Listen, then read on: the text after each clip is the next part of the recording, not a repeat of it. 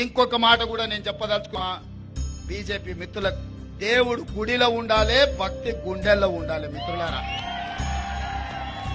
దేవుడు గుడిలో ఉండాలి, భక్తి గుండెల్లో ఉండాలి. పోలింగ్ బూతుల డబ్బాలల్లో కాదు మిత్రులారా. మీరు చేసే వ్యాపారం, మీ రాజకీయ వ్యాపారం, మీ స్వార్థం ఈ దేశ ప్రజలకు అర్థమైతలేదని అనుకోకండి. ఇంత దుర్మార్గం, ఇట్లాంటి ఆలోచన ఈ దేశానికి మంచిది కాదు. కేవలం మీరు గెలవడం కోసం ఇట్లాంటి కుట్రలు కుతంత్రాలు చేయడం ఈ దేశానికి మంచిది కాదు. ఇట్లాంటి ఆలోచన మానుకోండి. ఎవరి మత విశ్వాసం వాళ్ళని. నేను హిందువునని గర్వపడతా, ముస్లింలను, క్రిస్టియన్లను, సిక్కులను ఆదరిస్తా, గౌరవిస్తా. ముఖ్యమంత్రిగా నా బాధ్యత.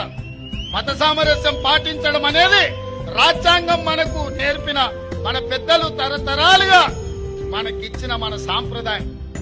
దీన్ని కూడా రాజకీయాలకు వాడుకోవాలని బీజేపీ చూస్తుంది మిత్రులారా. ఇది దేశానికి మంచిది కాదు. కాంగ్రెస్ ఎన్నో 50 ఏళ్ల అధికారంలో ఉంది. అధికారం కాంగ్రెస్ కొత్త కాదు, ప్రతిపక్షం అసలే కొత్త కాదు.